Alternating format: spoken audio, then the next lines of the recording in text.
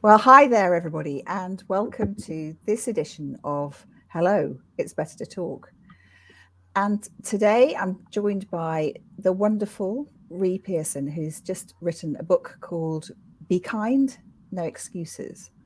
And Rie's going to tell us about her story behind that, because Rie used to be a police officer and has been on the beat up in the northeast. You'll hear her wonderful accent in a minute, and you'll know if you go from the UK more or less where she comes from. Although, Rie, hopefully you'll tell us actually where you do live, because that just sounds like the most fantastic place.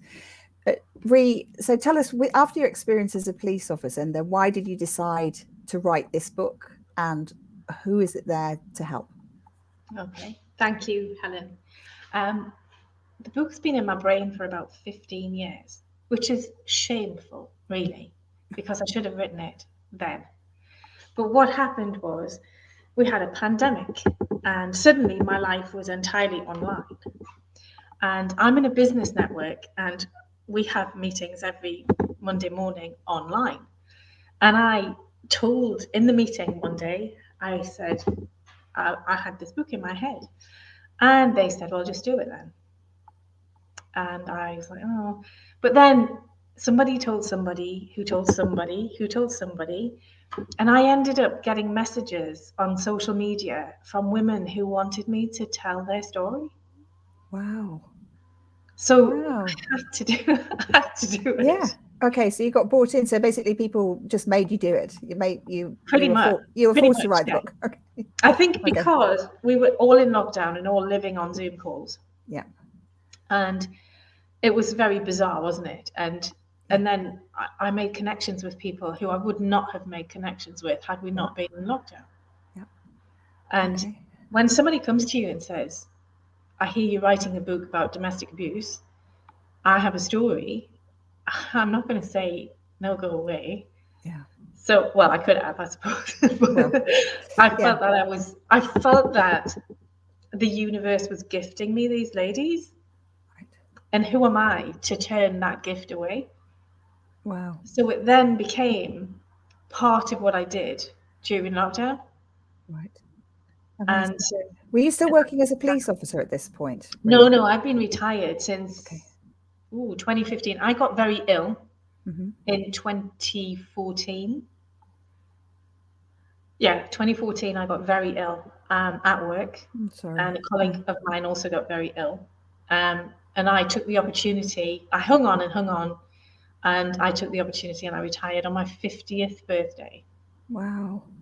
So I got married just before that. So in the same month in 2015, I got married, I turned 50, and I retired at the same time. Oh, And then absolute I life went to changing. sleep for about 5 years. God, that was so foolish. Oh gosh. Oh gosh. So So yeah, right. So yeah. So that okay. So but you've got the experience of being a police officer, being on the beat, seeing I was a police presumably. officer for 27 years, Wow. and I And did lots of different jobs in that time. yeah. And so presumably you kind of like got called in on the beat, and you saw what's sometimes called domestics. And what effect did that have on you, Rie? Well, in the early days, when I was very young, I joined the police when I was 22. And back then, it was like 1988, 1989 was when my first patrol Mm-hmm. outside in a car. And at the time, domestics were looked at in a very different way. It was just a case of split these two up, get him off to his mother's, and then that's it. It's got nothing to do with us, because back then, the legislation, because there are different types of assault. Obviously, there's common assault and GBA, and Yeah. there are different levels of assault. Common assault didn't have a power of arrest attached to it. Right. So the police were very much of the opinion, well, that's not a crime. Mm-hmm. And they couldn't really do anything apart from arrest for breach of the peace, which you can't do if you're in the house, Mm-hmm. which made it like almost impossible to do anything from a policing's perspective with that. I mean, obviously other organizations and stuff, but back then it was absolutely dire the way things were dealt with. Mm-hmm. And things kind of evolved through the 90s. Right. with the with the introduction of new legislation and care for victims, when things became more victim focused, Yeah. and that's how it kind of evolved. Okay.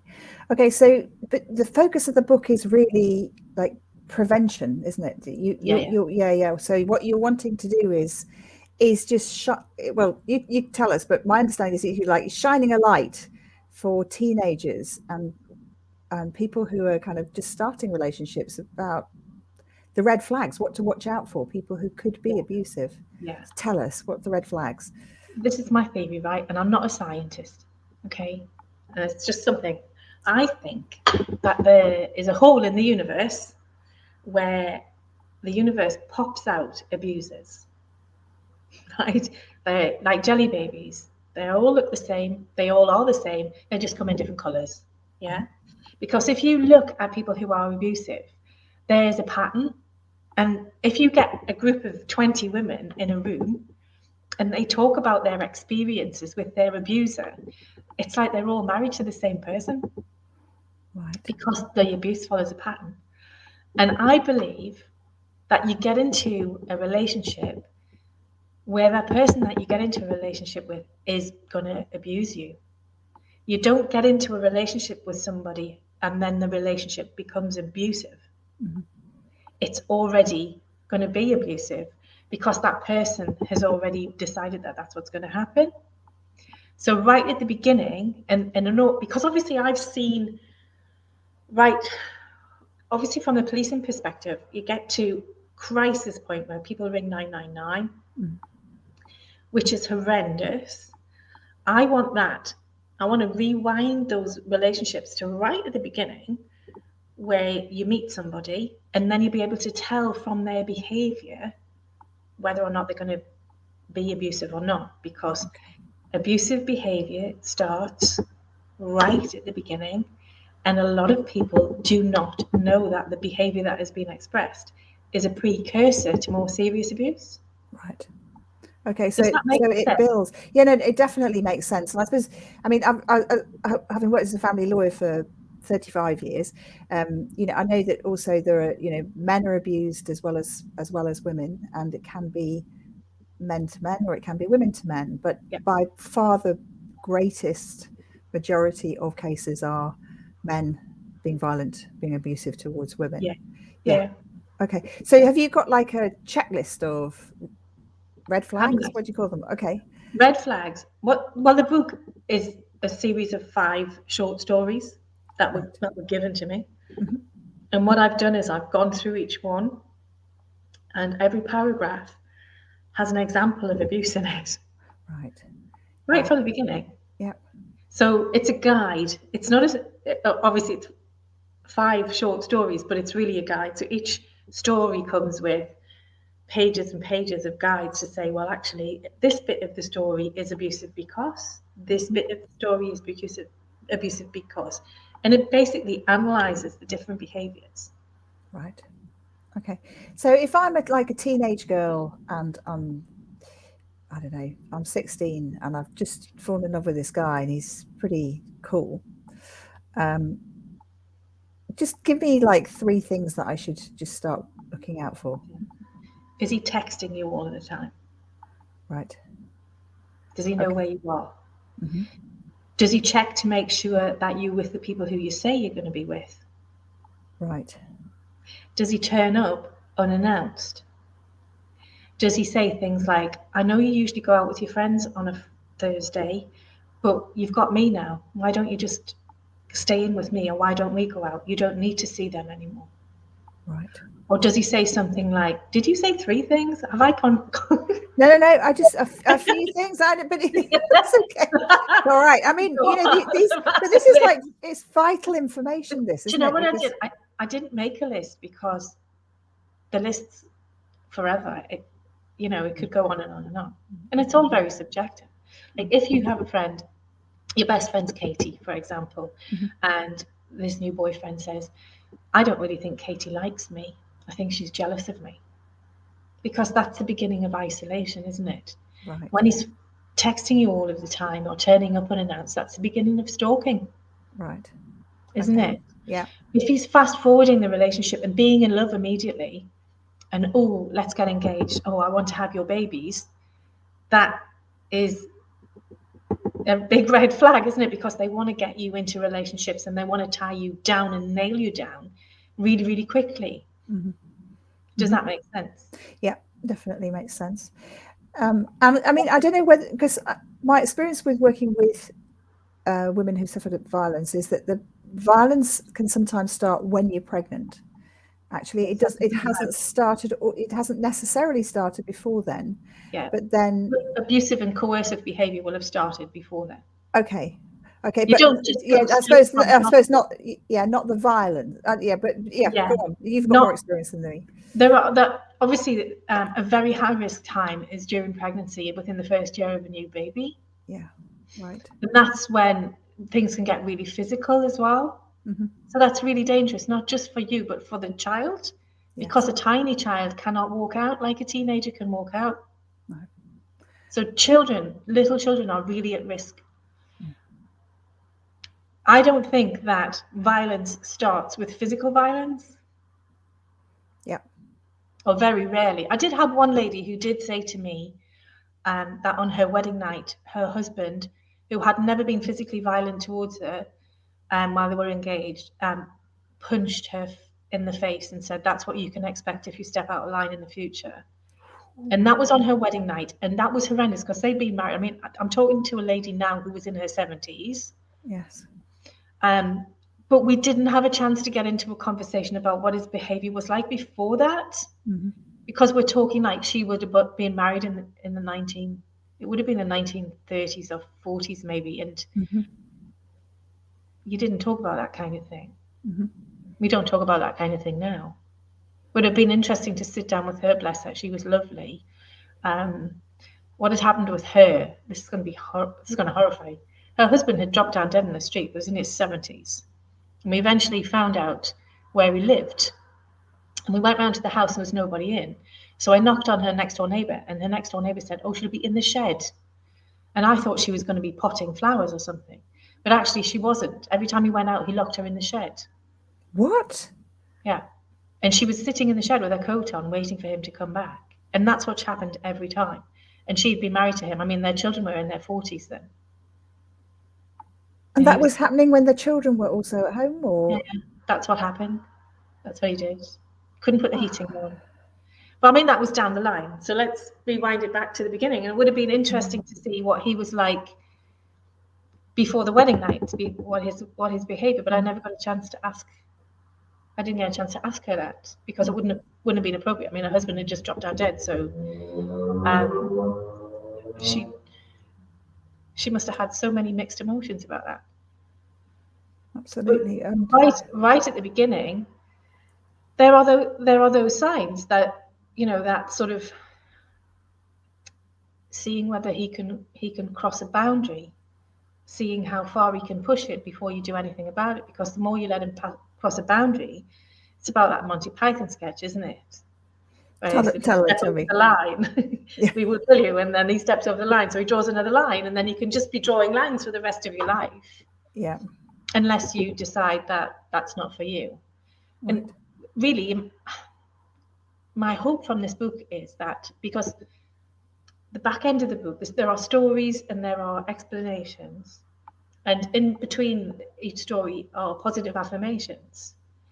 And then the back of the book is about self-confidence and self-esteem. Mm-hmm. So I believe that teenage girls are under a lot of pressure to be perfect. Yeah. And, you know, fit in, you know, have the eyelashes, the lips, that outfit, dress like that, blah, blah. And I think they're under a lot of pressure. And I think it's very, very difficult. And I think your self-esteem can take a really good bashing, especially when you're on social media all of the time.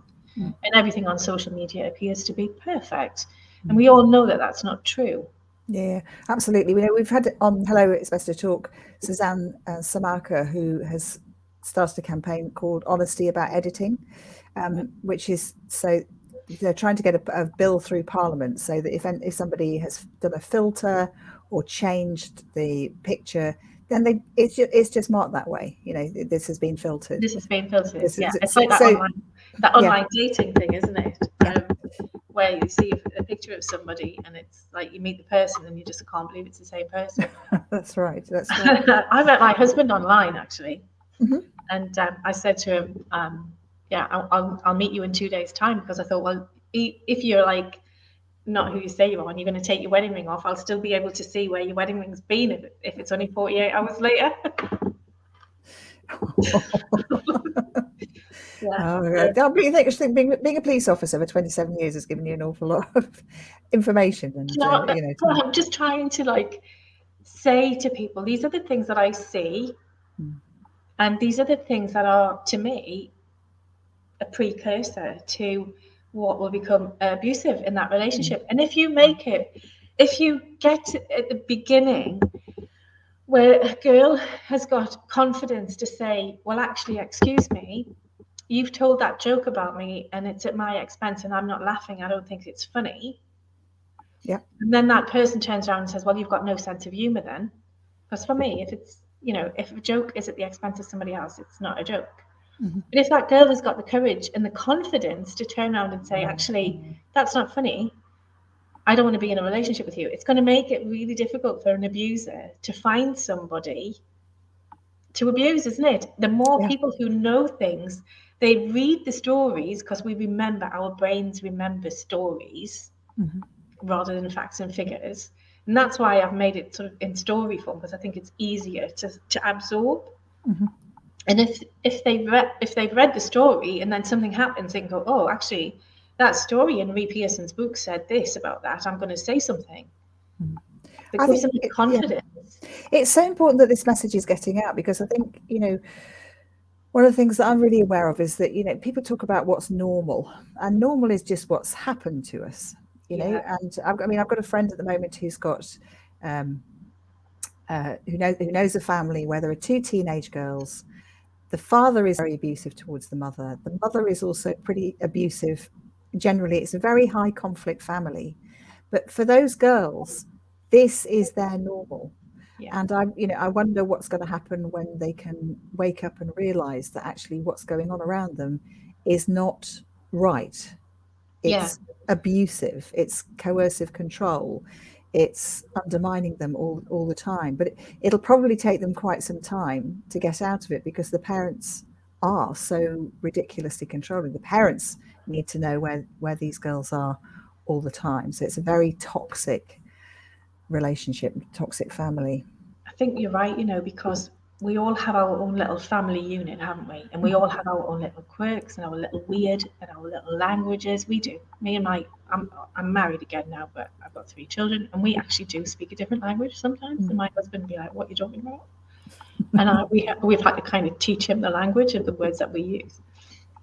And most people that's their normal. Now, just because it's normal doesn't mean it's healthy. No. And a lot of abuse goes on in families. And what happens is, and what I found, because I've got a Facebook group, and Helen and I thought I was just going to write the book. Some people might buy it, and then I would like crawl back into bed under my duvet, and that would be it. But that's not. Oh no, the universe is calling you to do something else. This is like, oh, you've got to come now, follow the light, run to the light. You know what I mean? So it's like, I've now got this Facebook group that I set up, and it's mostly women. It's private, so it's as safe as it can be on social media, I guess. But a lot of women don't know that they're in abusive relationships, because they've come from abusive families where they are bonded to their abusive parent or parents. And then what they do is they just get attached romantically to another abuser. And the cycle just goes on and on and on. And that's what we need to do. We need to say, well, actually, that's not okay. It's not okay to shout at somebody. No. And that's not even classed as abusive, is it really? But I'll be like, what? We just, no. Not shouting. Not shouting. No. If you're going to have a discussion, I don't even argue. Some of us, you sometimes get angry about something, and I'll say, look, I'm really angry. I'll be like, I'm really angry about that. And my husband will go, how can I tell that you're angry? Like, because I'm telling you that I'm angry. And you go, but you're so calm. I'm like, but I'm really furious. So I'm not going to shout at him. It's not going to get me anywhere. It's really interesting, really interesting. So in a way, what you're doing is kind of you've got this information, you're taking it out there, you're telling teenage girls that this, you know, or teenage boys, you know, like also because they need to hear this. They need to Yeah. hear like what's, you Yes. know, And the what the elephant, boundaries are. And I think, yeah, and I think that is a really tricky issue to bring. I mean, my younger daughter's now 22, but I know when she was brought up, you know, when she was kind of going through her teenage years, it was the kind of culture was incredibly sexualized, and there was all sorts of things that happened in her with her mates which I thought were awful. yeah. But you know, that was kind of like what she said, that, well, you know, all boys are like that. It's a Wow. rapey culture now, Mum. And I went, Yeah. what, you mean, like, really? She said, yeah. So Well, this is why this information needs to get out, Rie. right. The information, the book is written or was written for teenage girls. Yeah, It has now become apparent that teenage girls, their parents, their carers, social workers, medics, anybody who deals with teenagers needs to read this. Teenage great. boys need to read this Yeah, because we are in a culture at the minute, which is, like you say, a very rapey culture. And we need to talk to boys about what is and is not acceptable. yeah, Walking down the street in the middle of the night, it is very easy not to rape somebody. In fact, it's really difficult to rape somebody. So, all of that sexual stuff, the stuff that goes on in schools, that boys need to be spoken to about that. And the reason that they're continuing to do it is because they're not challenged. And then you have this whole attitude, and women are the same. Boys will be boys. Well, actually, boys will not be boys because my boys wouldn't dream of it mm, because they have been told what is not okay and what is okay. yeah, I have two boys. And they don't go around looking for people to rape or to assault or to murder. That isn't what happens. So we need to face the facts that it is the male of the species who causes the problem, and therefore they are the ones who need the education. mm, Because we're yeah. never going to get rid of it completely, but we could certainly bring it down. Mm. We can, and we can start shining a light on it and saying this, as you say, is not healthy. So, Yeah, you know, to kind of break the cycle, because I think the more this information kind of gets out there, then, you know, there will be people, kids in their, you know, teenagers in their houses when they're hearing their parents shout. Or I'm just thinking back to that story about the woman who was locked in the shed every day by her husband. I mean, presumably her kids watch that yeah, happen yeah, every day, and that, I mean, God, you know, goodness knows what's happening in their relationships as well. Have they been able to break the cycle yeah. or not? Because you know, I always feel like it's not your fault what's happened to you, but it is your responsibility to get it sorted. Yeah, I absolutely agree because I think if you have been in a toxic family and you have issues, you shouldn't take them into your toxic intimate relationship. You shouldn't take them into your intimate relationship. You should be Yeah, the one getting therapy. yeah, You should be the absolutely. one who takes responsibility. But of course, if you're a narcissist, you don't ever accept that it's you anyway.